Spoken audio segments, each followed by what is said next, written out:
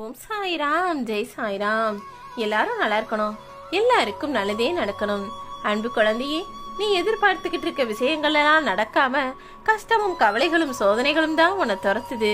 உன்னை சுற்றி இருக்கக்கூடியவர்கள் உனக்கு நல்லது செய்யலைனாலும் பரவாயில்ல, உதவி செய்யலைனாலும் பரவாயில்ல, உபத்திரவம் செய்து கொண்டும் உனக்கு தொல்லைகளை கொடுத்துக்கிட்டும் இருக்காங்களா?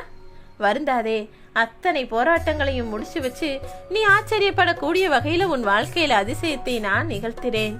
இன்று இரவு உன் கனவில் நான் வந்து உனக்கான நல்வழியை நிச்சயமாக காட்டுவேனேன் செல்லமே. தினமும் ஏதாவது ஒரு பிரச்சனை, ஏதாவது ஒரு கஷ்டம்னு உன் வாழ்க்கையில எதையாவது எதிர்பார்த்து கொண்டுதானே இருக்கிறாய். எதை எதிர்பார்த்தாலும் நடக்க மாட்டேங்குது.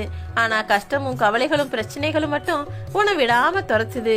இதில் எல்லாவற்றிற்கும் முற்றுப்புள்ளி வைக்கும் விதமாகத்தான் இன்றிரவு உன் கனவில் வந்து உனக்கான நல்ல விஷயங்களை நடத்தி கொடுக்க போறேன். யார் உன்னை வாழ்த்தினாலும் சரி, யார் உன்னை தாழ்த்தினாலும் சரி, சிரித்து கொண்டே கடந்து போக கத்துக்கோ. காலம் அத்தனை பேருக்கும் நிச்சயம் பதில் சொல்லும் என் செல்லமே. ஓ மேல உண்மையான அன்பு காட்டக்கூடிய நல்ல உறவுகளை நீ எங்கேயும் தேடி போக வேண்டாம்.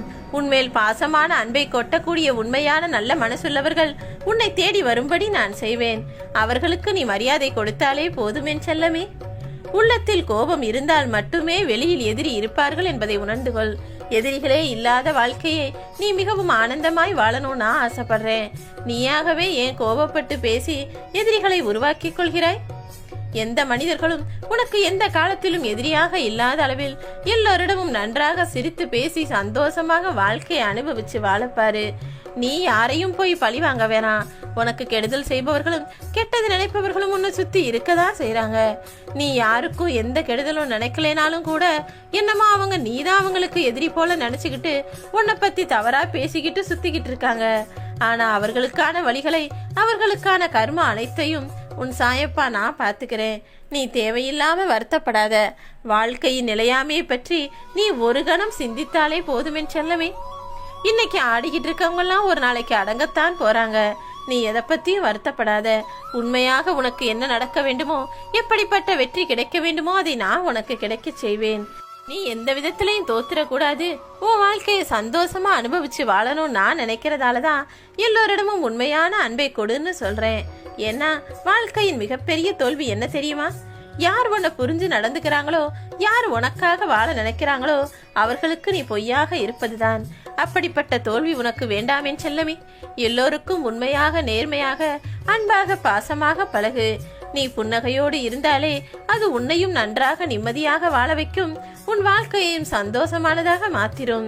உன்னுடைய பிரார்த்தனைகள் மூலமாகவே உன் வாழ்க்கையை நான் அழகானதாக, அர்த்தமுள்ளதாக மாற்றப் போகிறேன்.